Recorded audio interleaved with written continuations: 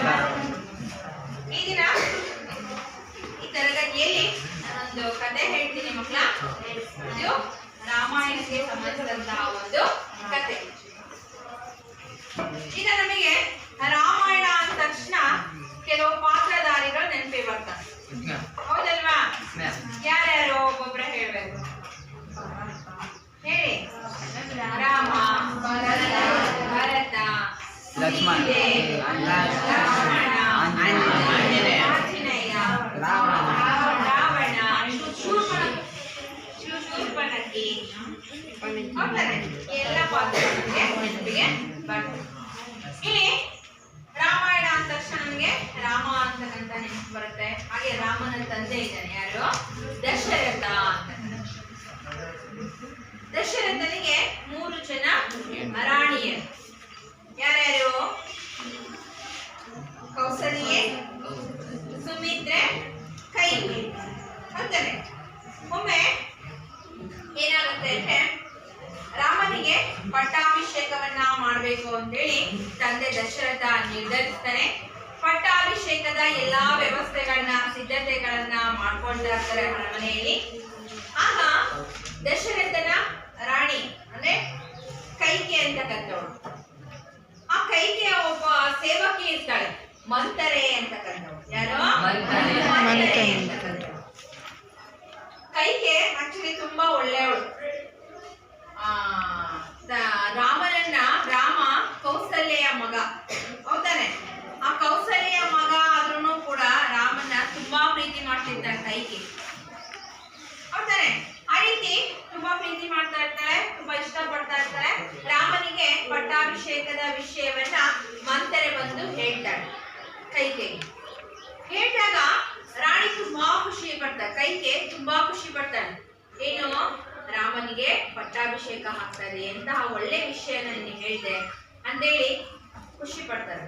ಆದ್ರೆ ಮಂಥರೆಗೆ ರಾಮ ಏನಾಗೋದು, ರಾಜನಾಗೋದು ಇಷ್ಟ ಇರಲ್ಲ. ರಾಮನನ್ನ ಕಂಡ್ರೆ ಮಂಥರೆಗೆ ಆಗ್ತಾ ಇರಲ್ಲ. ಅದರಿಂದಾಗಿ ಈಕೆಗೆ ಏನ್ ಅನ್ನಿಸ್ತಾ ಇತ್ತು, ಕೈಕೇಯಿಯ ಮಗ ಇದ್ನಲ್ಲ ಭರತ, ಆ ಭರತ ಏನಾಗ್ಬೇಕು, ಈ ಸಾಮ್ರಾಜ್ಯದ ಅಯೋಧ್ಯೆಯ ರಾಜನಾಗ್ಬೇಕು ಅಂತಕ್ಕಂಥ ಒಂದು ಆಸೆ ಇತ್ತು. ಅದರಿಂದಾಗಿ ಅವಳೇನ್ ಮಾಡ್ತಾಳೆ, ಕೈಕೇಯಿ ಪಾಪ ಒಳ್ಳೆಯವಳಾಗಿದ್ರು ಕೂಡ ಅವಳ ಒಂದು ದುರ್ಬೋಧನೆಯಿಂದ, ಅಂದ್ರೆ ರಾಮ ರಾಜನಾದ್ರೆ ನಿನ್ ಮಗನ್ಗೆ ಸ್ಥಾನಮಾನ ಸಿಗಲ್ಲ, ಹೌದಾನೆ? ನಿನ್ ಮಗನಿಗೆ ಯಾವುದೇ ರಾಜ ಪದವಿಗಳು ಸಿಗಲ್ಲ ಅಂತಕ್ಕಂಥ ಏನೋ ಒಂದು ದುರ್ಬೋಧನೆಗಳನ್ನ ಕೈಕೇಯಿಗೆ ಮಾಡ್ತಾ ಹೋಗ್ತಾಳೆ. ಕೈಕೇಯಿಗೆ ಆ ದುರ್ಬೋಧನೆಗಳನ್ನ ಮಾಡಿ ಮಾಡಿ ಆ ಕೈಕೇಯಿಯ ಮನಸ್ಸನ್ನ ಪರಿವರ್ತನೆ ಮಾಡ್ತಾಳೆ.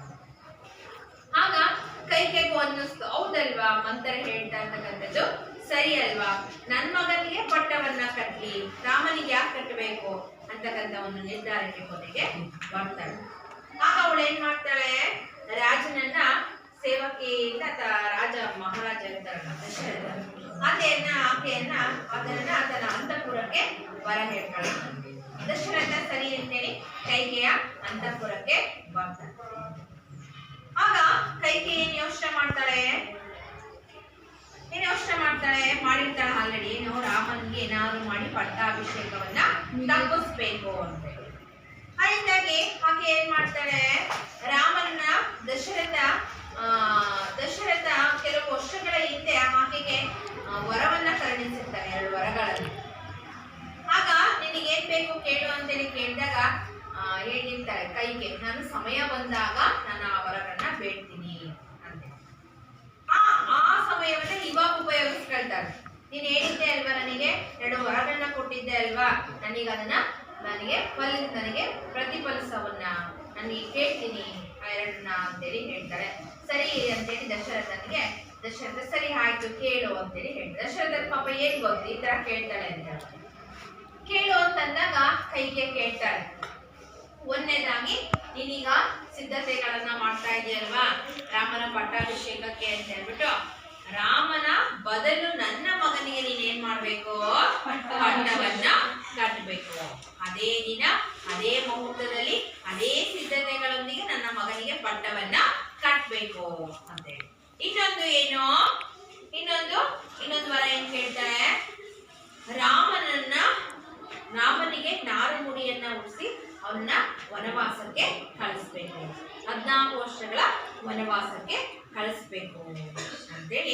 ಕೇಳ್ತಾರೆ. ಆಗ ದಶರಥನ್ಗೆ ಏನಾಯ್ತು, ಆಶ್ಚರ್ಯ ಆಯ್ತು, ಜೊತೆಗೆ ಅವನಿಗೆ ದಿಕ್ಕು ತೋರ್ಸಂಗೆ ಆಯ್ತು. ಏನಪ್ಪ ಈ ರೀತಿ ವರಗಳನ್ನ ಹೀಗೆ ಕೇಳ್ತಾ ಇದ್ದಾಳಲ್ಲ. ರಾಮ ರಾಮ ಅಂದ್ರೆ ತಂದೆಗೆ ಅಚ್ಚುಮೆಚ್ಚು. ತಂದೆಗೇನು, ಇಡೀ ಅರಮನೆಯಲ್ಲಿ ಇರ್ತಕ್ಕಂಥ ಪ್ರಜೆಗಳಿಂದ ಹಿಡಿದು ಅರಮನೆಯಲ್ಲಿ ಇರ್ತಕ್ಕಂಥ ಎಲ್ಲರಿಗೂ ರಾಮ ಅಂದ್ರೆ ತುಂಬಾನೇ ಪ್ರೀತಿ. ಅದರಲ್ಲಿ ದಶರಥ ರಾಮನಿಗೆ ಪಟ್ಟವನ್ನ ಕಟ್ಟಬೇಕಾಗಿತ್ತು. ಅದರಲ್ಲಿ ಹೀಗೆ ಭರತನಿಗೆ ಕಟ್ಟು ಅಂತೇಳಿ ಕೇಳ್ತಾ ಇದ್ದಾರಲ್ಲ, ಏನ್ ಮಾಡೋದು ಅಂತೇಳಿ ಚಿಂತಾಕ್ರಾಂತನಾಗ್ಬಿಡ್ತಾನೆ. ಮುಂದೆ ಅವನಿಗೆ ದಾರಿನೇ ತೋಚ್ದಂಗಾಗ್ಬಿಡುತ್ತೆ. ಆಗ ಏನ್ ಮಾಡ್ತಾಳೆ, ಈ ರೀತಿಯಾಗಿ ಇನ್ನು ಭರತನಿಗೆ ಏನು ಅಂತೇಳಿ ಹೇಳ್ತಾಳೆ. ಆದ್ರೆ ಭರತ ಏನ್ ಮಾಡಲ್ಲ, ಸರಿ, ಆದ್ರೆ ಇವನೇನ್ ಮಾಡಲ್ಲ, ದಶರಥ ಈ ರೀತಿಯಾಗಿ ಅವನಿಗೆ ಹೇಳಲ್ಲ. ಯಾವ ರೀತಿ, ನೀನ್ ಕಾಡಿಗೆ ಹೋಗ್ಬೇಕು, ನೀನು ರಾಮನಿಗೆ ಭರತನಿಗೆ ಪಟ್ಟವನ್ನ ಕಟ್ತೀವಿ ಅಂತಕ್ಕಂಥ ವಿಷಯವನ್ನ ಅವನು ಹೇಳಿಲ್ಲ. ಆದ್ರೆ ಕೈಗೆ ಬಿಡ್ಲಿಲ್ಲ. ಕೊನೆಗೆ ರಾಮನನ್ನೇ ಕರೆದು, ನಿನ್ ತಂದೆಗೆ ನಾನು ಈ ರೀತಿ ವರವನ್ನ ಬೇಡ್ಕೊಂಡಿದ್ದೀನಿ, ಅವ್ರು ನನಗೆ ವರವನ್ನ ಕರುಣಿಸ್ತಾರೆ, ಆದ್ರೆ ನಿನಗೆ ಹೇಳೋದಕ್ಕೆ ಬಾಯ್ಬಿಟ್ಟು ಹೇಳೋದಕ್ಕೆ ಅವರು ಸಾಧ್ಯ ಆಗ್ತಾ ಇಲ್ಲ ಅಂತೇಳಿ ಹೇಳಿದಾಗ, ಈ ರೀತಿಯಾಗಿ ಹೇಳಿದಾಗ ಅವನು ಅದನ್ನ ಸಂತೋಷದಿಂದ ಒಪ್ಕೊಳ್ತಾನೆ. ಜೊತೆಗೆ ಹೇಳ್ತಾನೆ, ನಿನ್ನ ತಂದೆ ನನಗೆ ಕೊಟ್ಟಂತ ಮಾತನ್ನ ಧಿಕ್ಕಾರ ಮಾಡಿದ್ರೆ, ಕೊಟ್ಟ ಮಾತಿಗೆ ತಪ್ಪಿದಂತ ರಾಜ ಅಂತಕ್ಕಂಥ ಅಪವಾದ ಅವನ ಮೇಲೆ ಬರುತ್ತೆ, ಏನ್ ಮಾಡ್ತೀಯ ನೋಡು ಅಂತಂದಾಗ, ನನ್ನ ತಂದೆಗೆ ಆ ರೀತಿಯ ಅಪವಾದಗಳು ಬರೋದು ಬೇಡ, ಇಷ್ಟೇ ತಾನೇ, ನನ್ನ ತಮ್ಮನಿಗೆ ಪಟ್ಟವನ್ನ ಕಟ್ಟಿ ಪರವಾಗಿಲ್ಲ, ನಾನು ಕಾಡಿಗೆ ಹೋಗ್ತೀನಿ ಅಂತೇಳಿ ಅವನೇನ್ ಮಾಡ್ತಾನೆ, ಕಾಡಿಗೆ ಹೊರಟು ಹೋಗೋದಕ್ಕೆ ಸಿದ್ಧನಾಗ್ತಾನೆ. ಅಂತ ಆಯ್ತಾ ಮಕ್ಕಳ, ಇದು ರಾಮಾಯಣದಲ್ಲಿ ಬರ್ತಕ್ಕಂಥ ಒಂದು ಪ್ರಸಂಗ, ಒಂದು ಕತೆ ಮಕ್ಕಳ. ಅಂತ ಆಯ್ತಾ. ನಾನು ಯಾಕೆ ಈ ಕಥೆಯನ್ನ ಹೇಳಿದ್ರೆ ಅಂದ್ರೆ, ಪ್ರಸ್ತುತ ಇವತ್ತು ನಾನು ಮಾಡಿಕೊಂಡಿರ್ತಕ್ಕಂಥ ಒಂದು ಗದ್ಯ ಭಾಗ ಇದೆ, ರಾಮರಾಜ್ಯ ಅಂತಕ್ಕಂಥ ಒಂದು ಗದ್ಯ ಭಾಗ. ಆ ರಾಮರಾಜ್ಯ ಅಂತಕ್ಕಂಥ ಗದ್ಯ ಭಾಗ ರಾಮಾಯಣದಲ್ಲಿ ಬರ್ತಕ್ಕಂಥ ರಾಮನ ಆಡಳಿತಕ್ಕೆ ಸಂಬಂಧಪಟ್ಟಂತ ಒಂದು ಕತೆ. ಅದನ್ನ ನಾವು ಇವತ್ತು ತಿಳ್ಕೊಳ್ತಾ ಹೋಗೋಣ ಮಕ್ಕಳ. ಯಾವುದು ಗದ್ಯ ಭಾಗ? ರಾಮರಾಜ್ಯ.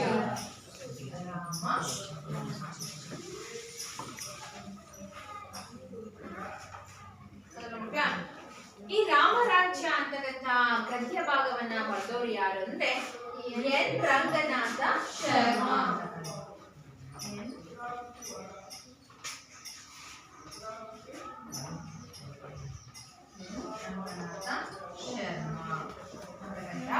ಲೇಖಕರು ಬಂದಿರ್ತಕ್ಕಂಥದ್ದು ಮಕ್ಕಳ.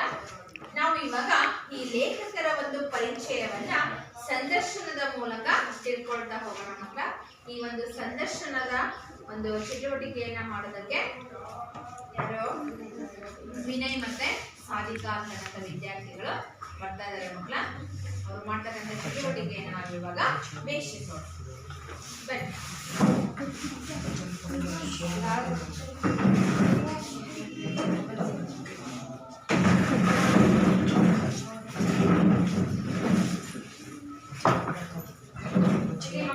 ನಿಮಗೆ ರಂಗನಾಥ ಶರ್ಮಾರ ಒಂದು ಭಾವಚಿತ್ರವನ್ನ ನೋಡಿ ಮಕ್ಕಳ.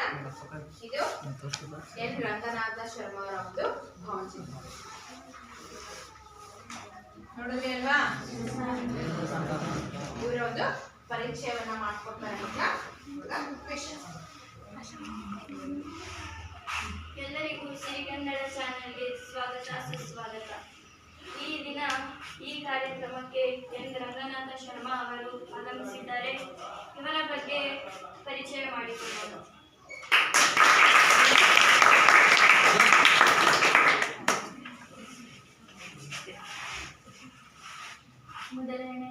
ಮೊದಲನೆಯದಾಗಿ ಸರ್, ನೀವು ಹುಟ್ಟಿದ ಇಸವಿ ಯಾವುದು? ಜನಿಸಿದರು? ನಾನು ಜನಿಸಿದ ಇಸವಿ 1916 ಜನವರಿ 7ರಂದು ನಾನು ಜನಿಸಿದೆ. ಸರ್, ನೀವು ಜನಿಸಿದ ಸ್ಥಳ ಯಾವುದು ಸರ್? ನಾನು ಶಿವಮೊಗ್ಗ ಜಿಲ್ಲೆಯ ಕಡಬ ತಾಲೂಕಿನ ನಡಹಳ್ಳಿ ಗ್ರಾಮದಲ್ಲಿ ನಾನು ಜನಿಸಿದೆ. ಸರ್, ನಿಮಗೆ ಸಂಸ್ಕೃತ ಸಾಹಿತ್ಯದ ಮೇಲೆ ಇಷ್ಟೊಂದು ವಿದ್ವತ್ ಹೇಗೆ ಬೆಳೀತು? ನನ್ನ ತಂದೆ ಹಾಗೂ ಚಿಕ್ಕಪ್ಪ ಇಬ್ಬರು ಸಂಸ್ಕೃತ ವಿದ್ವಾಂಸರಾಗಿದ್ದರಿಂದ ಆ ವಿದ್ವತೆಯ ಪ್ರಭಾವ ನನ್ನ ಮೇಲೆ ಬೀರಿದೆ. ಸರ್, ನೀವು ಎಲ್ಲೆಲ್ಲಿ ವೃತ್ತಿ ವಹಿಸಿದ್ದೀರಾ? ನಾನು ಬೇಲೂರಿನ ಸಂಸ್ಕೃತ ಸಂಸ್ಕೃತ ಪಾಠಶಾಲೆಯಲ್ಲಿ ಅಧ್ಯಾಪಕರಾಗಿ ಬೆಂಗಳೂರಿನ ಚಾಮರಾಜೇಂದ್ರ ಸಂಸ್ಕೃತ ವಿಶ್ವವಿದ್ಯಾಲಯದಲ್ಲಿ ವ್ಯಾಕರಣ ಪ್ರಾಧ್ಯಾಪಕರಾಗಿ ಕೆಲಸ ಮಾಡಿದ್ದೇನೆ. ಸರ್, ನೀವು ರಚಿಸಿರುವ ಸಂಸ್ಕೃತ ಕೃತಿಗಳ್ಯಾವುವು? ನಾನು ರಚಿಸಿರುವ ಸಂಸ್ಕೃತ ಕೃತಿಗಳೆಂದರೆ ಏಕಚಕ್ರಂ, ಬಾಹುಬಲಿ ವಿಜಯಂ, ಗುರುಪಾರಮಿತ್ರ ಚರಿತಂ, ಗೊಮ್ಮಟೇಶ್ವರ ಪಂಚಾಂಗಂ ನಾನು ರಚಿಸಿರುವ ಸಂಸ್ಕೃತ ಕೃತಿಗಳು. ಸರ್, ನೀವು ರಚಿಸಿರುವ ಕನ್ನಡ ಕೃತಿಗಳ್ಯಾವುವು? ನಾನು ರಚಿಸಿರುವ ಕನ್ನಡ ಕೃತಿಗಳೆಂದರೆ ಉಪನಿಷತ್ತು, ಭಾಷಾಂತರ ಪದ, ಉಪನಿಷತ್ತಿನ ಕಥೆಗಳು,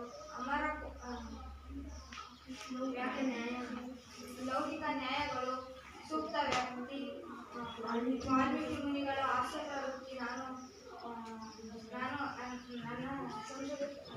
ಕನ್ನಡ ಸಂಸ್ಕೃತ ಕೃತಿಗಳಾಗಿವೆ. ಸರ್, ನೀವು ರಚಿಸಿರುವ ಅನುವಾದಿತ ಕೃತಿಗಳ್ಯಾವುವು? ಅನುವಾದಿತ ಕೃತಿಗಳೆಂದರೆ ರಾಮಾಯಣ, ಅಮರಕೋಶ, ವಿಜಯನೀತಿ, ಶ್ರೀಮದ್ ಭಗವತದ ದಶಮಸ್ಕಂದ,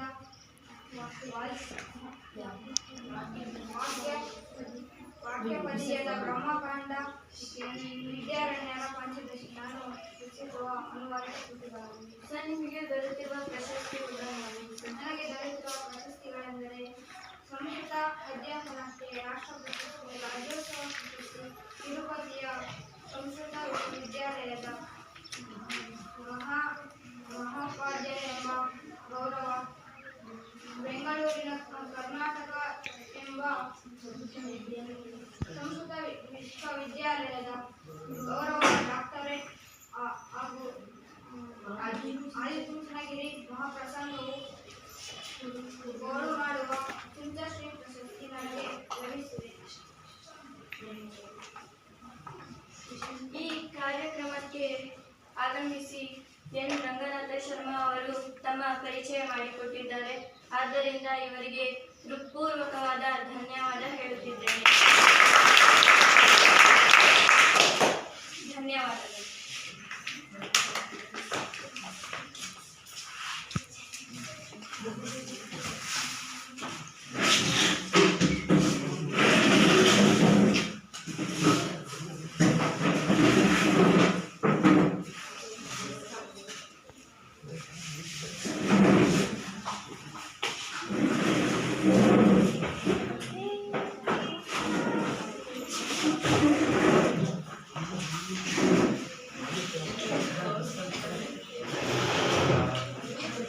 ಮಕ್ಕಳೇ, ನಾವಿವಾಗ ಎನ್ ರಂಗನಾಥ ಶರ್ಮಾ ಅವರ ಒಂದು ಪರಿಚಯವನ್ನ ಸಂದರ್ಶನದ ಚಟುವಟಿಕೆಯ ಮೂಲಕ ತಿಳ್ಕೊಂಡ್ವಿ. ತುಂಬಾ ಚೆನ್ನಾಗಿ ನಡೆಸ್ಕೊಟ್ಟಿದ್ದಾರೆ ಸಾಧಿಕಾ ಮತ್ತೆ ವಿನಯ್. ಇವರಿಗೆ ಧನ್ಯವಾದಗಳನ್ನ ತಿಳಿಸ್ತಾ ನಾವು ಮುಂದಿನ ಭಾಗಕ್ಕೆ ಹೋಗೋಣ. ಮಕ್ಕಳ, ಇಲ್ಲಿ ಈ ರಾಮರಾಜ್ಯ ಅಂತಕ್ಕಂಥದ್ದು ಒಂದು ರಾಮಾಯಣದ ಕಥೆ ಮಕ್ಕಳ. ಅದರಿಂದಾಗಿ ಇಲ್ಲಿ ನಾವು ಗದ್ಯ ಭಾಗಕ್ಕೆ ಹೋಗೋದಕ್ಕೆ ಮುಂಚೆ ಒಂದು ಹಿನ್ನೆಲೆಯ ಕಥೆ ಬರುತ್ತೆ ಮಕ್ಕಳ. ಹಿನ್ನೆಲೆಯ ಕಥೆ ಏನು ಇದ್ದು ಅಂತ ಹೇಳಿ ನಾವು ನೋಡ್ತಾ ಹೋಗೋಣ. ಇಲ್ಲಿ ನಾನು ಮುಂಚೆ ಒಂದು ಕಥೆ ಹೇಳಿದೆ, ಹೌದಾನೆ? ಆ ಕಥೆಯ ಒಂದು ಮುಂದುವರೆದಂತಹ ಭಾಗನೇ ಇಲ್ಲಿ ಪೂರ್ವ ಕಥೆಯಾಗಿ ಬಂದಿದೆ ಮಕ್ಕಳ. ಈಗಾಗಲೇ ಕೈಕೆ ಏನ್ ಮಾಡಿದ್ಲು? ವರವನ್ನ ಕೇಳಿದ್ಲು. ಆ ವರವನ್ನ ದಶರಥ ಏನ್ ಮಾಡಿದ್ದ? ಕರುಣಿಸಿದ್ದ. ಆಯ್ತು ಅಂತೇಳಿ ಹೇಳ್ಬೇಕು, ಇಲ್ಲ ಬೇರೆ ಪರಿಸ್ಥಿತಿ ಇಲ್ಲ, ಒಲ್ಲದ ಮನಸ್ಸಿನಿಂದ ಆಯ್ತು ಅಂತೇಳಿ ಹೇಳಿದ್ದ. ಅದೇ ರೀತಿ ಆ ಷರತ್ತಿನ ರೀತಿ ಏನ್ ಮಾಡ್ದ? ರಾಮ ಕಾಡಿಗೆ ಹೊರಟು ನಿಂತ. ರಾಮ ಕಾಡಿಗೆ ಹೊರಟು ನಿಂತಾಗ ರಾಮನಿಲ್ಲದಂತಹ ಈ ಅರಮನೆಯಲ್ಲಿ ನಾನು ಇರಲ್ಲ ಅಂತ ಹೇಳ್ಬಿಟ್ಟು ಏನ್ ಮಾಡ್ದ? ನಾನು ಇರೋದಿಲ್ಲ ಅಂತೇಳಿ ತಮ್ಮ ಹೊರಟ. ತಮ್ಮನ ಜೊತೆ ಹೆಂಡತಿ, ಯಾರು? ರಾಮನ ಹೆಂಡತಿ ಸೀತೆನೂ ಕೂಡ ಹೊರಡ್ತಾಳೆ. ಹೌದಾನೆ? ಸೀತೆ, ರಾಮ ಹಾಗೆ ಲಕ್ಷ್ಮಣ ಎಲ್ಲರೂ ಕೂಡ ಏನ್ ಮಾಡ್ತಾರೆ? ಕಾಡಿಗೆ ಹೋಗೋದಕ್ಕೆ ಸಿದ್ಧರಾಗಿ ನಿಂತ್ಕೊಳ್ತಾರೆ. ನಾರು ಹೊಡಿಯನ್ನ ಉಟ್ಕೊಂಡು ಕಾಡಿಗೆ ಹೋಗೋದಕ್ಕೆ ಸಿದ್ಧರಾಗಿ ನಿಂತ್ಕೊಳ್ತಾರೆ. ಕಾಡಿಗೆ ಹೋಗ್ತಾರೆ. ಈ ಕಾಡಿಗೆ ಹೋದಂತಹ ಸಂದರ್ಭದಲ್ಲಿ ಇಷ್ಟೆಲ್ಲಾ ನಡೆದಂತಹ ಪ್ರಸಂಗದಲ್ಲಿ ಭರತ ಅರಮನೆಯಲ್ಲಿ ಇರಲ್ಲ. ಅರ್ಥ ಆಯ್ತಾ? ಭರತ ಅವ್ರ ಅಜ್ಜಿ ಮನೆಯಲ್ಲಿ ಹೆಚ್ಚಾಗಿ ಇರ್ತಾರೆ ಚಿಕ್ಕವನಿಂದ. ಅದರಿಂದಾಗಿ ಸನ್ನಿವೇಶ ನಡೆದಾಗ ಭರತ ಅಲ್ಲಿ ಇರೋದಿಲ್ಲ. ಅವನು ಕಾಡಿಗೆ ಹೋಗ್ತಾನೆ. ಕಾಡಿಗೆ ಹೋದ ನಂತರ ಇಲ್ಲಿ ಅರಮನೆಗೆ ಭರತ ಬರ್ತಾನೆ. ಭರತ ಬಂದಾಗ ಹೇಳ್ತಾನೆ, ಅಣ್ಣ ಎಲ್ಲಿ, ಅತ್ತಿಗೆ ಎಲ್ಲಿ, ಮತ್ತೆ ನನ್ನ ಅಣ್ಣಂದಿರೆಲ್ಲ ಎಲ್ಲೋದ್ರು ಅಂತೇಳಿ ಕೇಳ್ತಾನೆ. ನಡೆದಂತಹ ಪ್ರಸಂಗವನ್ನೆಲ್ಲ ಹೇಳ್ತಾರೆ. ಆಗ ಭರತ, ಅಣ್ಣನಿಂದಿರ್ತಕ್ಕಂಥ ಈ ಅರಮನೆ, ಈ ರಾಜ ಪದವಿ ನನಗೆ ಯಾವುದು ಬೇಡ, ನಾನು ಅಣ್ಣನನ್ನ ವಾಪಸ್ ಕರ್ಕೊಂಡ್ ಬರ್ತೀನಿ ಅಂತ ಹೇಳ್ಬಿಟ್ಟು ಏನ್ ಮಾಡ್ತಾನೆ, ಕಾಡಿಗೆ ಹೊರಡ್ತಾನೆ. ಅವನು ಕೂಡ ನಾರಮಡಿಯನ್ನ ಉಟ್ಕೊಂಡು ಅಣ್ಣನನ್ನ ವಾಪಸ್ ಕರ್ಕೊಂಡ್ ಬರ್ತೀನಿ ಅಂತ ಹೇಳ್ಬಿಟ್ಟು ಏನ್ ಮಾಡ್ತಾನೆ, ಕಾಡಿಗೆ ಹೋಗ್ತಾನೆ. ಭರತ ಬರ್ತಾ ಇರೋದನ್ನ ಗಮನಿಸಿದಂತ ಲಕ್ಷ್ಮಣನ್ ಭಯ ಆಗತ್ತೆ. ಯಾಕೆ ಭಯ ಆಗುತ್ತೆ? ಭರತ ಏನಾದ್ರೂ ಅಣ್ಣನ ಮೇಲೆ ಯುದ್ಧ ಮಾಡಕ್ ಬರ್ತಾ ಇದ್ದಾನ ಇಲ್ಲಿಗೆ ಅಂತಕ್ಕಂಥ ಒಂದು ಭಯ ಸ್ಟಾರ್ಟ್ ಆಗುತ್ತೆ. ಆಗ ರಾಮ ಏನ್ ಮಾಡ್ತಾನೆ, ಲಕ್ಷ್ಮಣನ ಸಮಾಧಾನ ಪಡಿಸ್ತಾನೆ. ಇಲ್ಲ, ಅವನು ಆ ರೀತಿ ಏನು ಬರ್ತಾ ಇಲ್ಲ ಅಂತೇಳಿ ಸಮಾಧಾನವನ್ನು ಪಡಿಸಿ ಆ ಭರತ ನಂತರ ಇವನೇನ್ ಮಾಡ್ತಾನೆ, ಮಾತುಕತೆಯನ್ನ ಶುರು ಮಾಡ್ತಾನೆ. ನೋಡಿ ಇಲ್ಲಿ ಒಂದು ಪ್ರಸಂಗ, ಆ ಪ್ರಸಂಗದ ಒಂದು ಚಿತ್ರಣವನ್ನು ನೋಡಿ ಮಕ್ಕಳ. ಇಲ್ಲಿ ರಾಮ, ಲಕ್ಷ್ಮಣ ಮತ್ತೆ ಭರತ ಇವರು ಜಟಾಧಾರಿಯಾಗಿ ನಾರುಮಡಿಯನ್ನು ಉಟ್ಕೊಂಡು ಕಾಡಿಗೆ ಬಂದಂತ ಒಂದು ಸಂದರ್ಭ. ಇಲ್ಲಿ ನೋಡಿ, ಭರತ ಅಣ್ಣನ ಭೇಟಿ ಹಾಕ್ತಾನೆ. ಭೇಟಿ ಹಾಕಿ ಅವನ ಒಂದು ಆಶೀರ್ವಾದವನ್ನ ಪಡ್ಕೊಳ್ತಾ ಇರ್ತಕ್ಕಂಥ ಒಂದು ಸಂದರ್ಭ ಮಕ್ಕಳೇ. ಆಯ್ತಾ? ಇವರು ಇಲ್ಲಿಗೆ ಬಂದಾಗ ಯಾವುದು ಈ ಪ್ರದೇಶ ಅಂತಂದ್ರೆ ಚಿತ್ರಕೂಟ ಅಂತಕ್ಕಂಥ ಒಂದು ಪ್ರದೇಶ ಮಕ್ಕಳೇ. ಅರ್ಥ ಆಯ್ತಾ? ಚಿತ್ರಕೂಟ ಅಂತಕ್ಕಂಥ ಒಂದು ಪರ್ವತ. ಆ ಪರ್ವತದ ತಪ್ಪಲಿನಲ್ಲಿ ಇವರು ಸ್ಟಾರ್ಟಿಂಗ್ ವನವಾಸಕ್ಕೆ ಅಂತೇಳಿ ಹೋದಾಗ ಒಂದು ಕುಟೀರವನ್ನ ಕಟ್ಕೊಂಡು, ಕುಟೀರವನ್ನ ಕಟ್ಕೊಂಡು ಅಲ್ಲಿ ಇರ್ತಾರೆ. ಅಲ್ಲಿಗೆ ಭರತ ಬರ್ತಾರೆ. ನೋಡಿ ಮಕ್ಕಳ, ಭರತನ ಒಂದು ಚಿತ್ರ, ಭರತನ ಭಾವಚಿತ್ರ. ಇಲ್ಲೇನು ಮಿಸ್ ಅವನು ಏನೋ ಓದ್ಕೊಂಡಿದ್ದಾನೆ, ಹೌದಾ? ಏನಿದು? ರಾಮನ ಪಾದು ಹೇಳ್ತೀನಿ ಇವಾಗ, ಅರ್ಥ ಆಯ್ತಾ? ಅವನು ಏನ್ ಮಾಡ್ತಾನೆ, ಬರ್ತಾನೆ ರಾಮನ ಹತ್ರ. ಬಂದಾಗ ಹೇಳ್ತಾನೆ, ಅಣ್ಣ ನೀನು ವಾಪಸ್ ಅರಮನೆಗೆ ಬಾ, ನೀನು ಇಲ್ಲದೆ ಇರ್ತಕ್ಕಂಥ ಅರಮನೆಯನ್ನು ನಾವು ನೋಡೋದಕ್ಕೆ ಸಾಧ್ಯ ಇಲ್ಲ, ನಾನು ಅಲ್ಲಿ ರಾಜ್ಯಭಾರವನ್ನ ಮಾಡೋದಿಲ್ಲ ಅಂತೇಳಿ ಕರೀತಾನೆ ರಾಮನನ್ನ. ಆಗ ರಾಮ ಹೇಳ್ತಾನೆ, ನಾನು ವಾಪಸ್ಸು ಬರೋದಿಲ್ಲ, ತಂದೆಗೆ ಕೊಟ್ಟಂತಹ ಮಾತನ್ನ ನಾನು ಧಿಕ್ಕರಿಸೋದಿಲ್ಲ, ಅದರಿಂದಾಗಿ ನಾನು ಮತ್ತೆ ಅರಮನೆಗೆ ಬರೋದಿಲ್ಲ ಅಂತೇಳಿ ಹೇಳ್ಬಿಟ್ಟು ಅವನಿಗೆ ಏನ್ ಮಾಡ್ತಾನೆ, ಅವಾಗಿನೂ ಕೂಡ ರಾಜ್ಯಾಡಳಿತವನ್ನ ವಹಿಸ್ಕೊಂಡಿರ್ತಾನೆ. ಆ ರಾಜ್ಯಾಡಳಿತ, ರಾಜ ಯಾವ ರೀತಿ ಕರ್ತವ್ಯಗಳನ್ನ ನಿರ್ವಹಿಸಬೇಕು ಅಂತಾರೆ, ಯಾವ ರೀತಿಯೆಲ್ಲ ರಾಜನಾದಂಥವನು ಕರ್ತವ್ಯಗಳನ್ನ ನಿರ್ವಹಿಸಬೇಕು, ಎಷ್ಟು ಸಮಚಿತ್ತನಾಗಿರ್ಬೇಕು, ಸೂಕ್ಷ್ಮಗ್ರಾಹಿಯಾಗಿರ್ಬೇಕು, ಭ್ರಷ್ಟಾಚಾರ ಆಡಳಿತದಲ್ಲಿ ನುಸುಳದಂತೆ ಯಾವ ರೀತಿ ನೋಡ್ಕೋಬೇಕು, ಇಂತಕ್ಕಂಥ ಹಲವಾರು ವಿಷಯಗಳನ್ನ ರಾಮ ಏನ್ ಮಾಡ್ತಾನೆ, ಭರತನಿಗೆ ತಿಳಿಸ್ಕೊಡ್ತಾನೆ. ಇದರಿಂದ ನಮಗೆ ಅನ್ಸುತ್ತೆ, ರಾಮ ಅಯೋಧ್ಯೆಯನ್ನ ಬಿಟ್ಟು ಬಂದಿದ್ರು ಕೂಡ ಆ ಅರಮನೆಯಲ್ಲಿ ಇರ್ತಕ್ಕಂಥ ಪ್ರಜೆಗಳು ಮತ್ತೆ ಅವ್ರ ಮೇಲೆ ಎಷ್ಟು ಕಳಕಳಿ ಇದೆ, ಎಷ್ಟು ಅವ್ರ ಬಗ್ಗೆ ಇನ್ನೂ ಒಂದು ಗೌರವ ಇದೆ ಅನ್ನೋದನ್ನ ನಾವು ಪ್ರಸ್ತುತ ಪಾಠದಲ್ಲಿ ತಿಳ್ಕೊಳ್ತಾ ಹೋಗ್ತೀವಿ. ಅರ್ಥ ಆಯ್ತಾ? ಇಲ್ಲಿ ನಾನು ಯಾಕೆ ಈ ಚಿತ್ರವನ್ನು ತಿಳಿಸ್ತಿದೆ ಅಂತಂದ್ರೆ, ಬರೋದಕ್ಕೆ ಏನ್ ಮಾಡ್ತಾನೆ ರಾಮ, ನಿರಾಕರಿಸ್ತಾನೆ. ಆಗ ಭರತ, ನೀನು ಬರ್ದೋದ್ರೆ ನಿನ್ನ ಪಾದುಕೆಗಳನ್ನಾದ್ರೂ ಕೊಡು ಅಂತೇಳಿ ಅವನು ಧರಿಸಿರ್ತಕ್ಕಂಥ ಪಾದರಕ್ಷೆಗಳನ್ನ ತನ್ನ ತಲೆಯ ಮೇಲೆ ಇಟ್ಕೊಂಡು ಬಂದು ಅಯೋಧ್ಯೆಯ ಸಿಂಹಾಸನದ ಮೇಲೆ ಅವನ ಪಾದರಕ್ಷೆಗಳನ್ನ ಇಟ್ಟು ಅವನು ರಾಜ್ಯಭಾರವನ್ನ ಮಾಡ್ತಾನೆ. ಅರ್ಥ ಆಯ್ತಾ? ಆ ರೀತಿ ಇಲ್ಲಿ ನಾವು ಪ್ರಸ್ತುತ ಕಥೆಯಲ್ಲಿ ಗದ್ಯ ಭಾಗದಲ್ಲಿ ನಾವೇನನ್ನ ತಿಳ್ಕೊಬಹುದು ಅಂತಂದ್ರೆ, ರಾಮ ತನ್ನ ಭರತನಿಗೆ ಒಂದು ರಾಜ್ಯವನ್ನ ಆಳ್ಬೇಕಾದ್ರೆ ರಾಜ್ಯ ಯಾವ್ಯಾವ ರೀತಿ ಇರಬೇಕು, ಎಷ್ಟು ಸೂಕ್ಷ್ಮಗ್ರಾಹಿ ಆಗಿರ್ಬೇಕು ಅಂತಕ್ಕಂಥ ವಿಷಯಗಳನ್ನೆಲ್ಲ ತಿಳಿಸ್ತಾ ಹೋಗ್ತಾನೆ ಪ್ರಸ್ತುತ ಪಾಠದಲ್ಲಿ ಮಕ್ಕಳ. ನಾವು ನೋಡ್ತಾ ಹೋಗೋಣ ಬನ್ನಿ. ಎಲ್ಲ ಪುಸ್ತಕದಲ್ಲಿ ಇರಿ ಮಕ್ಕಳ. ರಾಮ ರಾಜ್ಯ ಅಂತ ಪಾಠ ಪ್ರವೇಶ ಅಂತೇಳಿ ಬರುತ್ತೆ. ಇಲ್ಲಿ ಪಾಠ ಪ್ರವೇಶದ ಬಗ್ಗೆ ತಿಳ್ಕೊಳ್ತಾ ಹೋಗೋಣ. ಈ ಪಾಠ ಶ್ರೀ ಮಧ್ವ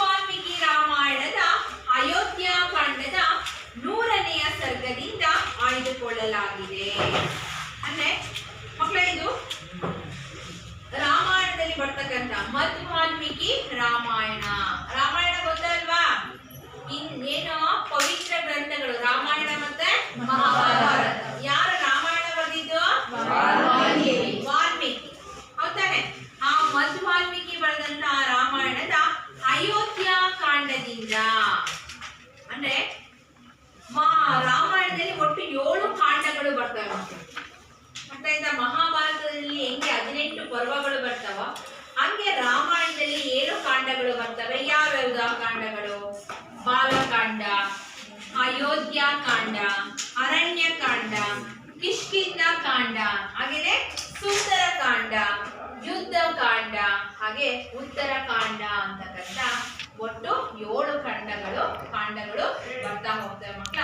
ಅದರಲ್ಲಿ ರಾಮರಾಜ್ಯ ಅಂತಕ್ಕಂಥ ಒಂದು ಗದ್ಯ ಭಾಗವನ್ನ ಅಯೋಧ್ಯ ಕಾಂಡದಿಂದ ಆರಿಸಿಕೊಂಡಿದ್ದಾರೆ ಅಂತೇಳಿ ಹೇಳ್ತಾ ಹೋಗ್ತಾರೆ. ಪಿತೃವಾಕ್ಯ ಪರಿಪಾಲನೆಗೆ ಬದ್ಧನಾದ ವನವಾಸಕ್ಕೆ ಹೋದ ರಾಮನನ್ನು ಮರಳಿ ಕರೆತರುತ್ತೇನೆ ಎಂದು ಆಟ ತೊಟ್ಟ ಭರತನು ರಾಮನ ಭೇಟಿಗಾಗಿ ಚಿತ್ರಕೂಟಕ್ಕೆ ಬರುತ್ತಾನೆ. ನೋಡಿ, ಪಿತೃವಾಕ್ಯ ಪರಿಪಾಲನೆಗೆ ಬದ್ಧನಾಗಿ ರಾಮ ಏನ್ ಮಾಡ್ದ? ವನವಾಸಕ್ಕೆ ಹೋದ. ನೋಡಿ ಮಕ್ಕಳ, ರಾಮನ ಒಂದು ಭಾವಚಿತ್ರ ನೋಡಿದ್ರೆ ಅಲ್ವಾ? ಇದು ರಾಮನ ಒಂದು ಭಾವಚಿತ್ರ. ಈ ರೀತಿ ಇವ್ರು ಏನ್ ಮಾಡ್ದ? ಪಿತೃವಾಕ್ಯ ಪರಿಪಾಲನೆಗಾಗಿ. ಪಿತೃ ಅಂದ್ರೆ ಯಾರು? ತಂದೆ. ಓಕೆ, ತಂದೆಯ ಮಾತಿನ ಬದ್ಧನಾಗಿ ತಂದೆ ಹೇಳಿದಂತೆ ನಡ್ಕೋಬೇಕು ಅಂತ ಹೇಳ್ಬಿಟ್ಟು ಇವ್ನೇನ್ ಮಾಡ್ತಾನೆ? ವನವಾಸಕ್ಕೆ ಹೋಗ್ತಾನೆ. ಅವನನ್ನ ಮತ್ತೆ ವನವಾಸದಿಂದ ಅರಮನೆಗೆ ಕರ್ಕೊಂಡ್ಬರ್ತೀನಿ ಅಂತ ಹೇಳ್ಬಿಟ್ಟು ಭರತ ಹಠ ಹಿಡಿದು ಅವನ ಭೇಟಿಗಾಗಿ ಚಿತ್ರಕೂಟಕ್ಕೆ ಹೋಗ್ತಾನೆ. ಭರತನ ಹಣದಂತೆ ಜಟಾಧಾರಿಯಾಗಿ ನಾರು ಬಟ್ಟೆಯನ್ನು ಉಟ್ಟು ಬಂದಿರುತ್ತಾನೆ. ಭರತನ ಏನ್ ಮಾಡ್ದ? ಒಂದು ಬಿಳಿ ವಸ್ತ್ರವನ್ನ ಧರಿಕೊಂಡು ಜುಟ್ಟನ್ನ ಹಾಕೊಂಡು ಜಟಾಧಾರಿಯಾಗಿ ಅಲ್ಲಿಗೆ ಬಂದ. ಭರತನನ್ನು ಆಲಂಗಿಸಿದ ರಾಮನು ಕುಶಲ ಪ್ರಶ್ನೆಗಳನ್ನು ಕೇಳತೊಡಗುತ್ತಾನೆ. ಬಂದ ತಕ್ಷಣ ಅವನೇನ್ ಮಾಡ್ತಾನೆ? ಚೆನ್ನಾಗಿದ್ಯಾ ನೀನು? ಅರಮನೆಯಲ್ಲಿ ಪ್ರಜೆಗಳೆಲ್ಲ ಚೆನ್ನಾಗಿದ್ದಾರಾ? ಅಪ್ಪ ಚೆನ್ನಾಗಿದ್ದಾರಾ ಅಂತೇಳಿ ಕೇಳ್ತಾನೆ. ಪಾಪ ಅವನಿಗೆ ಇದುವರೆಗೂ ರಾಮನಿಗೆ ತನ್ನ ದಶರಥ ತಂದೆ ಸತ್ತಿರ್ತಕ್ಕಂಥ ವಿಷಯ ತಿಳಿದಿರಲ್ಲ. ತಂದೆ ಇವನು ಅರಮನೆಯನ್ನು ಬಿಟ್ಟು ಬಂದ ತಕ್ಷಣ ರಾಮನ ಒಂದು ನೆನಪಿನಲ್ಲಿ ಕೊರಗಿ ಆದ ಮರಣವನ್ನ ಹೊಂದ್ತಾನೆ ತಂದೆ ದಶರಥ ಸತ್ತಂತ ಸುದ್ದಿ ಈ ಭರತನಿಂದ ರಾಮನಿಗೆ ತಿಳಿಯುತ್ತೆ. ಈ ರೀತಿ ಚೆನ್ನಾಗಿದ್ದೀರಾ ಅಂತೇಳಿ ಕುಶಲೋಪಚಾರವನ್ನ ಮಾತಾಡ್ತಾನೆ. ಭರತನನ್ನು ವಾತ್ಸಲ್ಯದಿಂದ ವಿಚಾರಿಸುವ ರಾಮನ ಮಾತುಗಳಲ್ಲಿ ವಾಲ್ಮೀಕಿ ಮಹರ್ಷಿಗಳು ಆದರ್ಶ ರಾಜ್ಯಪಾಲದ ಒಂದು ಪೂರ್ಣ ಚಿತ್ರಣವನ್ನು 76 ಶ್ಲೋಕಗಳಲ್ಲಿ ಕಟ್ಟಿಕೊಡುತ್ತಾರೆ. ಇಲ್ಲಿ ಏನ್ ಮಾಡ್ತಾರೆ? ವಾಲ್ಮೀಕಿ ಮಹರ್ಷಿಗಳು ರಾಮನ ಮಾತುಗಳಲ್ಲಿ ಆದರ್ಶ ಅವನ ಒಂದು ರಾಜ್ಯಪಾಲದ ಪೂರ್ಣ ಚಿತ್ರಣವನ್ನ 76 ಶ್ಲೋಕಗಳಲ್ಲಿ, ಅಯೋಧ್ಯ ಕಾಂಡದಲ್ಲಿ ಬರ್ತಕ್ಕಂಥ 76 ಶ್ಲೋಕಗಳಲ್ಲಿ ನಮ್ಗೆ ತಿಳಿಸಿಕೊಡ್ತಾರೆ. ಒಟ್ಟು ರಾಮಾಯಣದಲ್ಲಿ ಎಷ್ಟು ಶ್ಲೋಕಗಳು ಬರ್ತವೆ ಗೊತ್ತಾ ಮಕ್ಕಳ? 24,000 ಶ್ಲೋಕಗಳು ರಾಮಾಯಣದಲ್ಲಿ ಬರ್ತಾ ಹೋಗ್ತವೆ. ಅರ್ಥ ಆಯ್ತಾ? ಹಂಗೆ ಇಲ್ಲಿ ರಾಮ ಭರತನ ಈ ಸಂವಾದವು ಮಿತ್ರ ಸಂಹಿತ ಶೈಲಿಯಲ್ಲಿ ಬಂದಿದೆ. ರಾಮನ ಮಾತು ಅವನ ವ್ಯಕ್ತಿತ್ವದಂತೆಯೇ ಮೃದು. ರಾಮ ಒಳ್ಳೆ ವ್ಯಕ್ತಿತ್ವವನ್ನು ಹೊಂದಿದ್ದ. ಹೌದಾನೆ? ತುಂಬಾ ಮೃದುವಾದಂತಹ ಸ್ವಭಾವವನ್ನ ಹೊಂದಿದ್ದ. ನೋಡೋಕೆ ಹಸುಳೆ ತರ ಕಾಣಿಸ್ತಾ ಇದ್ದ. ಹೌದಾನೆ? ಆದ್ರೂ ಶೂರ, ವೀರ, ಗಂಭೀರ, ಸದ್ಗುಣ, ಸಾರ ಅಂತೇಳಿ ನಾವು ಹೇಳ್ತಾ ಹೋಗ್ತೇವೆ. ಹಲವಾರು ಉತ್ತಮ ಗುಣಗಳನ್ನ ಆತ ಹೊಂದಿದ್ದ. ಭರತನ ದೇಶದ ಆಡಳಿತದಲ್ಲಿ ವಹಿಸಬೇಕಾದ ಎಚ್ಚರಿಕೆಗಳೇನೇನು ಎಂಬ ರಾಜನೀತಿ, ದಂಡನೀತಿ, ವ್ಯವಹಾರ ನೀತಿಗಳ ಉಲ್ಲೇಖವನ್ನು ಮಾಡುತ್ತಲೇ ನೀನು ಹೀಗೆ ಮಾಡು ಎಂದು ಆಗ್ರಹಿಸದೆ ನೀನು ಹೀಗೆ ಮಾಡುತ್ತಿದ್ದೀಯಷ್ಟೇ ಎನ್ನುವ ಅನುನಯನದಲ್ಲಿ ಉಪದೇಶಿಸುತ್ತಾನೆ. ಅವನು ತಮ್ಮನಿಗೆ ಆರ್ಡರ್ ಮಾಡೋಣ, ನೀನ್ ಮಾಡು ಅಂತೇಳಿ ಅವನೇನ್ ಮಾಡ್ತಾನೆ? ತುಂಬಾ ವಿನಯದಿಂದ ನೀನ್ ಮಾಡ್ತಾ ಇದೀಯಾ ಅಷ್ಟೇ ಅಂತೇಳಿ ಕೇಳ್ತಾ ಹೋಗ್ತಾನೆ. ಸತ್ಯವನ್ನು ಪ್ರಿಯವಾಗಿ ಹೇಗೆ ಹೇಳಬೇಕೆಂಬುದಕ್ಕೆ ಇದು ಅತ್ಯುತ್ತಮವಾದ ನಿದರ್ಶನ. ಆದರ್ಶವಾದ ರಾಜ್ಯದ ನಿರ್ವಹಣೆ ಹೇಗೆಂಬುದರ ಸಮಗ್ರವಾದ ಮಾಹಿತಿಯನ್ನು ವಾಲ್ಮೀಕಿ ಮಹರ್ಷಿಗಳು ರಾಮನ ಮಾತಿನಲ್ಲಿ ಅಟಕಿಸಿದ್ದಾರೆ. ಪ್ರಜಾ ಪರಿಪಾಲನೆಯ ಭಾರತೀಯ ಚಿಂತನೆಗೆ ಇಲ್ಲಿಯ ರಾಮೋಕ್ತಿಗಳು ಸರ್ವಕಾಲಿಕವಾದ ನಿದರ್ಶನಗಳಾಗಿವೆ. ಒಂದೊಂದು ವಾಕ್ಯವು ಚಿಂತನಾ ದೃಷ್ಟಿಯು ಎಂದೆಂದಿಗೂ ಸತ್ಯವೂ ಶಾಶ್ವತವೂ ಆದ ಮೌಲ್ಯವನ್ನು ಪ್ರತಿಪಾದಿಸುತ್ತದೆ. ರಾಮರಾಜ್ಯ ಎಂಬುದು ಹೇಗಿರಬೇಕೆಂಬುದಕ್ಕೆ ಭರತನೊಡನೆ ಮಾತನಾಡುವ ಮಾತುಗಳಲ್ಲೇ ಸ್ಪಷ್ಟವಾಗಿ ಉತ್ತರವಿದೆ. ಇಲ್ಲಿ ರಾಮರಾಜ್ಯದ ಬಗ್ಗೆ ರಾಮ ಹೇಳ್ತಾ ಇದ್ದನ್ನು ನಾವು ಕೇಳ್ತಾ ಹೋದಾಗ ರಾಮನ ರಾಜ್ಯ ಹೇಗಿರ್ಬೇಕು ಅಂತ ರಾಮ ಅಂದ್ಕೊಳ್ತಾನೆ, ಅದನ್ನೇ ಇಲ್ಲಿ ಭರತನಿಗೆ ಹೇಳ್ತಾ ಹೋಗ್ತಾನೆ ಮಕ್ಕಳು. ಅರ್ಥ ಆಯ್ತಾ? ಏನ್ ಹೇಳ್ತಾನೆ ರಾಮ ಭರತನಿಗೆ ಅನ್ನೋದನ್ನ ಪ್ರಸ್ತುತ ಪಾಠದಲ್ಲಿ ನೋಡೋಣ. ಪಾಠವನ್ನ ಓದ್ತೀನಿ ಮಕ್ಕಳ, ಎಲ್ಲರೂ ನೋಡ್ಕೊಳ್ತಾ ಹೋಗಿ, ಪುಸ್ತಕವನ್ನ ನೋಡ್ಕೊಳ್ತಾ ಹೋಗಿ ಮಕ್ಕಳ. ನೋಡ್ಕೊಳ್ಳಿ. ಜಟಾಧಾರಿಯಾಗಿ ನಾರುಮಣಿಯನ್ನುಟ್ಟು ಕೈ ಜೋಡಿಸಿಕೊಂಡು ನೆಲದ ಮೇಲೆ ಬಿದ್ದ ಭರತನನ್ನು ಶ್ರೀರಾಮ ನೋಡಿದನು. ತೇಜಸ್ವಿಯಾದ ಆ ಭರತನು ಪ್ರಳಯ ಕಾಲದಲ್ಲಿ ಕೆಳಗೆ ಬಿದ್ದ ಸೂರ್ಯನಂತೆ ಕಾಣಿಸಿದನು. ಭರತನ ಮುಖವು ಬಾಡಿ ಬಣ್ಣಗೆಟ್ಟಿತ್ತು, ದೇಹವು ಸೊರಗಿ ಕೃಶವಾಗಿತ್ತು. ಅವನು ತನ್ನ ತಮ್ಮನಾದ ಭರತನೇ ಎಂಬುದು ಶ್ರೀರಾಮನಿಗೆ ತಟ್ಟನೆ ತಿಳಿಯಲಿಲ್ಲ. ಆಮೇಲೆ ಗುರುತು ಹಿಡಿದು ಕೂಡಲೇ ಎದ್ದು ಬಂದು ಕೈ ಹಿಡಿದು ಎತ್ತಿದನು. ಆತನನ್ನು ಪ್ರೀತಿಯಿಂದ ಮಾತನಾಡಿಸಿ ಪಕ್ಕದಲ್ಲಿ ಕುಳ್ಳಿರಿಸಿಕೊಂಡು ಸಾವಧಾನವಾಗಿ ಕುಶಲ ಪ್ರಶ್ನೆಗಳನ್ನು ಕೇಳಿದನು. ಪ್ರಾರಂಭದ ಮಾತುಗಳೆಲ್ಲ ಮುಗಿದ ಬಳಿಕ ಅಯೋಧ್ಯೆಯಲ್ಲಿ ಭರತನ ಆಡಳಿತವು ಹೇಗೆ ನಡೆಯುತ್ತಿದೆ ಎಂಬುದನ್ನು ತಿಳಿಯಲು ಶ್ರೀರಾಮನು ಹಲವು ಪ್ರಶ್ನೆಗಳನ್ನು ಈ ಮುಂದಿನಂತೆ ಹಾಕಿದನು. ಭರತ, ರಾಜ್ಯವನ್ನು ಆಳತಕ್ಕವರಿಗೆ ಮಂತ್ರಾಲೋಚನೆಯೇ ವಿಜಯಕ್ಕೆ ಮೂಲ ಕಾರಣವಾದುದು. ರಾಜ್ಯಶಾಸ್ತ್ರ ನಿಪುಣರಾದ ಅಮಾತ್ಯರು ಆ ಮಂತ್ರಾಲೋಚನೆಯನ್ನು ಗೋಪ್ಯವಾಗಿಟ್ಟಿರಬೇಕು. ನೀನು ನಿದ್ರಾವಶನಾಗದೆ ಯುಕ್ತ ಕಾಲದಲ್ಲಿ ಎಚ್ಚರಗೊಳ್ಳುತ್ತಿರುವೆಯಾ? ರಾತ್ರಿಯ ಕಡೆಯ ಜಾವದಲ್ಲೆದ್ದು ರಾಜನೀತಿಯ ಕರ್ತವ್ಯವನ್ನು ಪರ್ಯಾಲೋಚಿಸುತ್ತಿದ್ದೀಯಾ? ನೀನೊಬ್ಬನೇ ಮಂತ್ರಾಲೋಚನೆ ಮಾಡಿ ನಿರ್ಣಯಕ್ಕೆ ಬರುವುದಿಲ್ಲವಷ್ಟೇ, ಅಥವಾ ಅಗತ್ಯಕ್ಕಿಂತ ಹೆಚ್ಚಿನ ಮಂದಿಯನ್ನು ವೃಥಾ ಸೇರಿಸಿ ಚರ್ಚಿಸುವುದಿಲ್ಲವಷ್ಟೇ. ನಿನ್ನ ಮಂತ್ರಾಲೋಚನೆಯು ಕಾರ್ಯರೂಪಕ್ಕೆ ಬರುವುದರೊಳಗೆ ಸೌರಾಷ್ಟ್ರದಲ್ಲಿ ಬಹಿರಂಗವಾಗುವುದಿಲ್ಲವಷ್ಟೇ. ಅಲ್ಪ ಪ್ರಯತ್ನದಿಂದ ಬಹುಫಲವನ್ನು ಕೊಡತಕ್ಕ ಕಾರ್ಯವನ್ನು ಕೂಡಲೇ ಆಚರಣೆಗೆ ತರುತ್ತಿರುವೆಯಷ್ಟೇ. ಅದನ್ನು ಆಚರಣೆಗೆ ತರಲು ತಡ ಮಾಡುವುದಿಲ್ಲ ತಾನೇ? ನೀನು ಆಚರಣೆಗೆ ತರಬೇಕೆಂದಿರುವ ಮಂತ್ರಾಲೋಚನೆಯು ಮೊದಲೇ ಸಾಮಂತ ರಾಜರಿಗೆ ತಿಳಿದಿರುವುದಿಲ್ಲ ತಾನೇ? ಅದು ಸಾಮಂತರಿಗೆ ಗೊತ್ತಾಗುವಷ್ಟರಲ್ಲಿ ಪೂರ್ಣವಾಗಿ ನಡೆದು ಹೋಗಿರಬೇಕು, ಇಲ್ಲವೇ ಅರ್ಧದಷ್ಟಾದರೂ ಆಚರಣೆಯಲ್ಲಿ ಬಂದಿರಬೇಕು. ನೀನಾಗಲಿ ನಿನ್ನ ಮಂತ್ರಿಗಳಾಗಲಿ ನಡೆಸಿದ ಮಂತ್ರಾಲೋಚನೆಯು ಊಹೆಯಿಂದಲೂ ಯುಕ್ತಿಯಿಂದಲೂ ಜನರಿಗೆ ತಿಳಿದು ಬಹಿರಂಗವಾದಂತೆ ಎಚ್ಚರಿಕೆಯಲ್ಲಿರುವೆಯಾ? ಇಲ್ಲಿವರೆಗೂ ಸಾಕು ಮಕ್ಕಳ. ಇವಾಗ ನೀವು ಹೋಗಿ.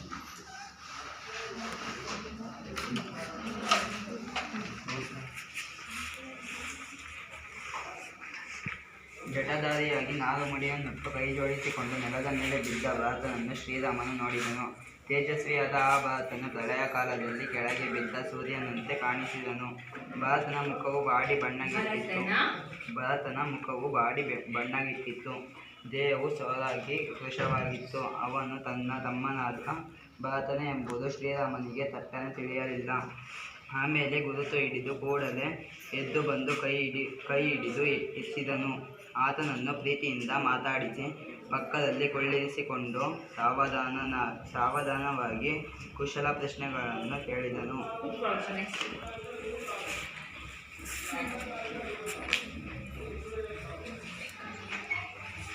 ಪ್ರಾರಂಭದ ಮಾತುಗಳೆಲ್ಲ ಮುಗಿದ ಬಳಿಕ ಅಯೋಧ್ಯೆಯಲ್ಲಿ ಭರತನ ಆಡಳಿತವು ಹೇಗೆ ನಡೆಯುತ್ತದೆ ಎಂಬುದನ್ನು ತಿಳಿಯಲು ಶ್ರೀರಾಮನು ಹಲವು ಪ್ರಶ್ನೆಗಳನ್ನು ರಾಜ್ಯವನ್ನು ಆಳತಕ್ಕವರಿಗೆ ಮಂತ್ರಾಲೋಚನೆಯೇ ವಿಜಯಕ್ಕೆ ಮೂಲ ಕಾರಣವಾಗಿದ್ದು, ರಾಜ್ಯಶಾಸ್ತ್ರ ನಿಪುಣರಾದ ಅಮಾತ್ಯರು ಆ ಮಂತ್ರಾಲೋಚನೆಯನ್ನು ಗೌಪ್ಯವಾಗಿಟ್ಟಿರಬೇಕು. ನೀನು ನಿದ್ರಾವಶನಾಗದೆ ಯುಕ್ತ ಕಾಲದಲ್ಲಿ ಎಚ್ಚರಗೊಳ್ಳುತ್ತಿರುವೆಯಾ?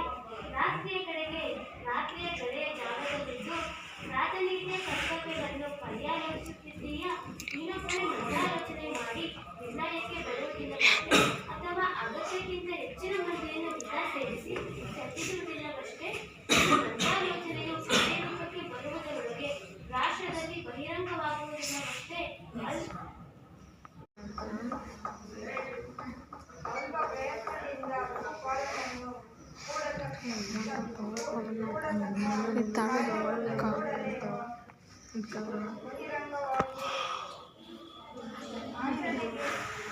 ಕಲಿತಿರುವೆಯಷ್ಟೇ ಅದನ್ನು ಆಚರಿಸಲು ತಡ ಮಾಡುವುದಿಲ್ಲ ಅಂತಲೇ ನೀನು ಆಚರಣೆಗೆ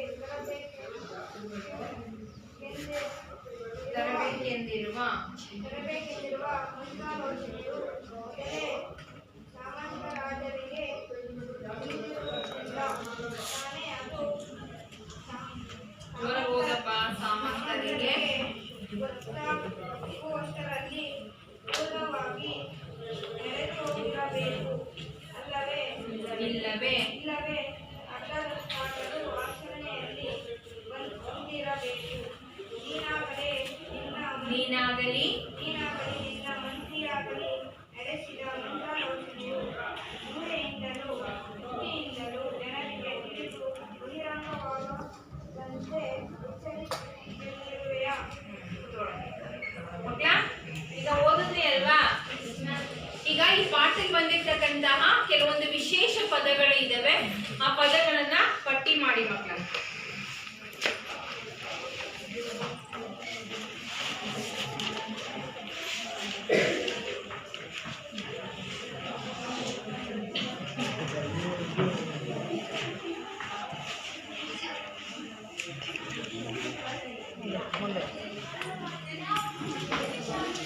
ಪಟ್ಟಿ ಮಾಡಿದಿರಲ್ವಾ? ಈಗ ವಿಶೇಷ ಪದಗಳು ತೋರಿಸ್ತಿರಲ್ವಾ? ಹಾ, ತೋರಿಸಿ ಮಕ್ಕಳ. ಹೇಳಿ, ಒಂದೊಂದು ಪದಗಳನ್ನೇ ಪಟ್ಟಿ ಮಾಡ್ತಾ ಹೋಗಿ.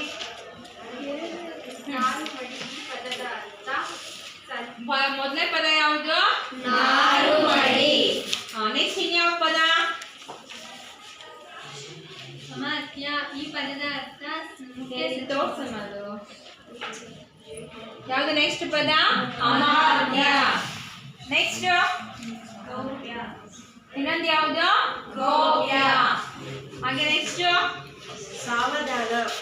ಯಾವುದು? ಸಾವಧಾನ. ಹಾಗೆ ನೆಕ್ಸ್ಟ್ ಮಂತ್ರಾಲೋಚನೆ. ಗುಡ್. ಕೃಷ ಇನ್ನೊಂದು ಯಾವುದು? ಕೃಷ. ಸಾಮಂತರಾಜರು. ಇನ್ನೊಂದು ಯಾವುದು? ಸಾಮಂತರಾಜರು. Very good. ವಿಶೇಷ ಪದಗಳನ್ನ ಗುರುತಿಸಿದಿರ ಮಕ್ಕಳ. ಇವಾಗ ನಿಘಂಟಿನ ಸಹಾಯದಿಂದ ಈ ಪದಗಳಿಗೆ ಅರ್ಥ ಹುಡುಕಿ ಮಕ್ಕಳ.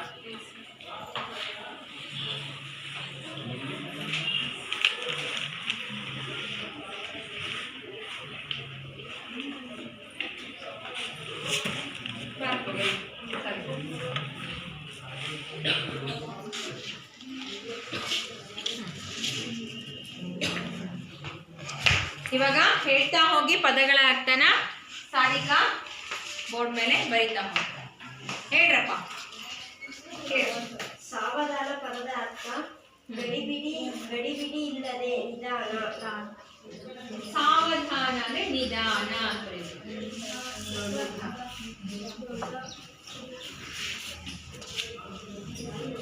ದೊಡ್ಡದ. ನೆಕ್ಸ್ಟ್ ಈ ಪದದ ಅರ್ಥ ಸನ್ಯಾಸಿಗಳು ವನವಾಸದಲ್ಲಿರುವಾಗ ಧರಿಸುವ ಸಾಧಾರಣವಾದ ನಾರಿನ ಬಟ್ಟೆ. ಹೇಳ. ಸನ್ಯಾಸಿಗಳು ವನವಾಸದಲ್ಲಿ ಸನ್ಯಾಸಿಗಳು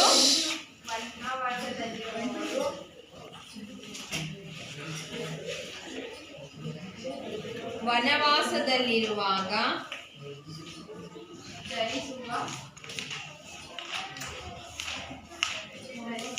ಧರಿಸುವ ಸಾಧಾರಣವಾದ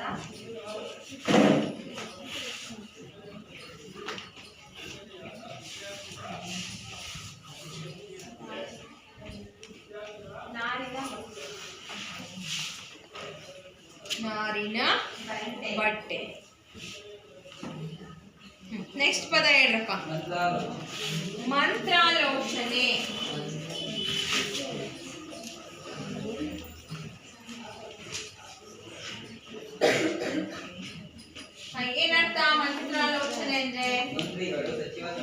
ಮೊದಲಾದ ಉನ್ನತಾಧಿಕಾರಿಗಳನ್ನು ಜೊತೆಗಿರಿಸಿಕೊಂಡು ನಡೆಸಿದನು. ಮಂತ್ರಿಗಳು,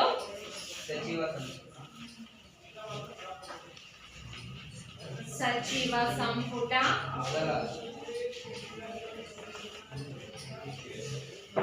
ಮೊದಲಾದ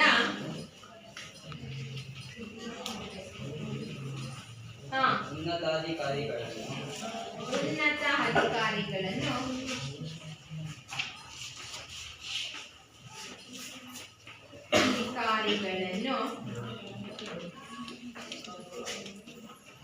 ಜೊತೆಗಿರಿಸಿಕೊಂಡು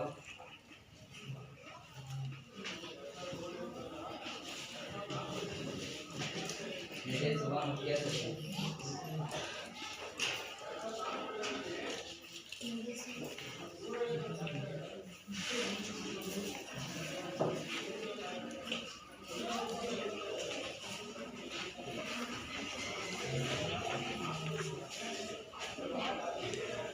ಮುಖ್ಯ ಸದಸ್ಯ ಗೋಪ್ಯ ಗೋಪ್ಯ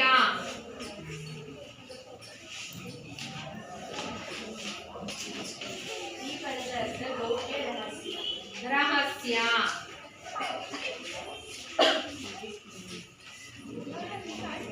ಅಮಾತ್ಯ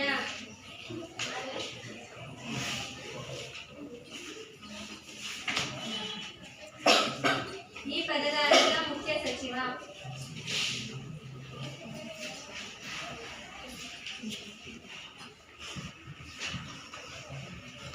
ಓಕೆ ಮಕ್ಕಳ, ಚೆನ್ನಾಗಿ ಎಲ್ಲಾ ಪದಗಳಿಗೂ ಅರ್ಥವನ್ನ ಹುಡುಕಿದ್ದೀರಾ ಮಕ್ಕಳ. ನೆಕ್ಸ್ಟ್ ಈಗ ಈ ಪಾಠಕ್ಕೆ ಸಂಬಂಧಪಟ್ಟಂತೆ ಕವಿ ಪರೀಕ್ಷೆ ಎಲ್ಲ ಆಗಿದೆ ಅಲ್ವಾ ಮಕ್ಕಳ? ಕೆಲವೊಂದು ಪ್ರಶ್ನೆಗಳನ್ನ ಹೇಳ್ತಾ ಹೋಗ್ತೀನಿ, ನೀವು ಹೇಳ್ತಾ ಹೋಗಿ ಮಕ್ಕಳ.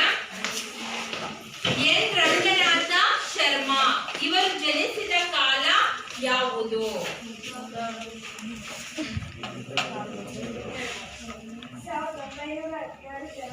ವಾಕ್ಯದಲ್ಲಿ ಹೇಳು.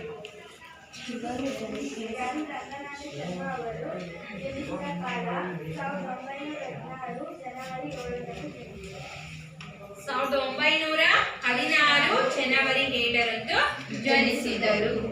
ರಂಗನಾಥ ಶರ್ಮಾ ಅವರು ಜನಿಸಿದ ಸ್ಥಳ ಯಾವುದು? ಶಿವಮೊಗ್ಗ ಜಿಲ್ಲೆಯ ಸೊರಬ ತಾಲೂಕಿನ ನಡವಳ್ಳಿ ಗ್ರಾಮದಲ್ಲಿ ಜನಿಸಿದರು. ಶಿವಮೊಗ್ಗ ಜಿಲ್ಲೆಯ ಸೊರಬ ತಾಲೂಕಿನ ನಡವಳ್ಳಿ ಅಂತಕ್ಕಂಥ ಗ್ರಾಮದಲ್ಲಿ ಇವರು ಜನಿಸಿದ್ದಾರೆ. ಅದಲ್ವಾ?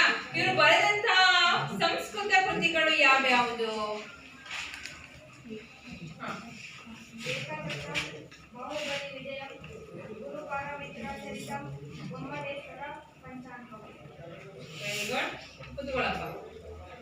ಇವರಿಗೆ ದೊರೆತಂತಹ ಪ್ರಶಸ್ತಿಗಳು ಯಾವ್ಯಾವುದು? ರಂಗನಾಥ ಶರ್ಮರವರಿಗೆ ದೊರೆತ ಪ್ರಶಸ್ತಿಗಳು ಯಾವ್ಯಾವುದು? ಹೇಳಿ ಮಕ್ಕಳ.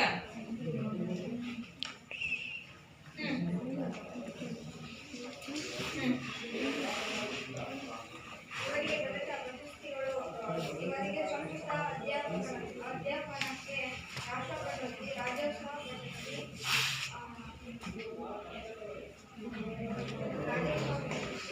ತಿರುಪತಿಯ ಸಂಸ್ಕೃತ ವಿಶ್ವವಿದ್ಯಾಲಯದ ಗೌರವ ಮಹಾಮಹೋಪಾಧ್ಯಾಯ ಚುಂಚಶ್ರೀ ಪ್ರಶಸ್ತಿಗಳು ಇವರಿಗೆ ಲಭಿಸಿದ್ದಾವೆ. ಕುತ್ಕೊಳ್ಳಿ.